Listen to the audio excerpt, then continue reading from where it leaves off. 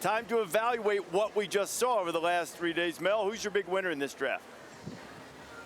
Baltimore Ravens. I'm not a homer on this one, guys. I think a lot of people are going to agree with me on the Ravens. Eric DeCosta, outstanding GM, did a heck of a job. They had 6 fourth-round picks, but they got off to a phenomenal start in round 1, seeing Kyle Hamilton slide down to where they're picking near the middle of the first round. An outstanding safety, unique talent, and Tyler Linderbaum, who's been anchoring this line for 10 to 12 years. Remember Marshall Yond out of Iowa, got in the 3rd round, future Hall of Famer. Linderbaum, short arms. Is it going to matter? No. They could afford to go after David Ojabo. He's going to be a great pass rusher. If he has to redshirt, so be it. They needed depth at corner. They got it. They got the best punter in the draft in Jordan Stout, and they got a corner to give them the depth at that position that they need. Tyler Beatty in the 6th round was a heck of a pick. From start to finish, Eric DeCosta did one whale of a job. Baltimore Raven fans should be ecstatic right now. Yeah, and the Jets GM, Joe Douglas, began his career as a Baltimore Ravens scout and kind of carried over the same principles. Stay home, get value, target players.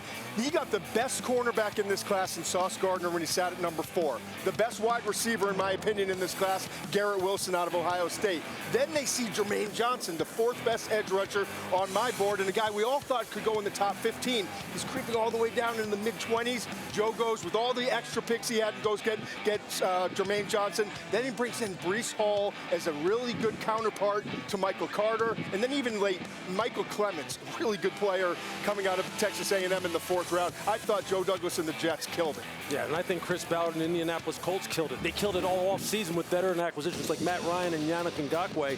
And then on day 2, they went crazy as far as I'm concerned. They got players that I just love. Alec Pierce in the 2nd round, I think is going to be a steal for them. Jelani Woods is a monster at tight end, and he is going to be a threat. They got their franchise left tackle in Bernard Ryman out of Central Michigan. And then Nick Cross at safety, a guy, Todd, I know you like. I know you like him because he's a fantastic athlete, and he can make plays on the ball. And then they get depth with Ogletree, Brooks, Thomas. But they have just put on a clinic as far as team building 101, starting with the veteran free agency market, culminating today in the draft. I think look out for the Colts in the AFC South. Well, you know, in Las Vegas, you're always hoping to hit the jackpot, but also sometimes you roll snake eyes. So, Mel, somebody that left you scratching your head a little bit, or some moves that happened in this draft? Yeah, I thought everybody would trade up maybe for Malik Willis. Pittsburgh, they sit there and get him. They took Kenny Pickett. Then 2nd round, somebody's going to make a move and take Malik Willis. No, 3rd round, he goes on pick 86. Malik Willis is dropped. He wasn't the first quarterback, the 2nd quarterback. He was the 3rd quarterback taken. That was a shocker to me. Yeah, I'll go with the New England Patriots. Cole Strange was a strange pick, in my opinion, where they took him at 29 in the 1st round. Listen, Cole Strange is going to be a good starter. Bill Belichick's going to be 78 coaching this team as the head coach, and he's still going to be a starter for them. I believe that, but I think at 29, it was way too early. You could have gotten him in the 2nd round.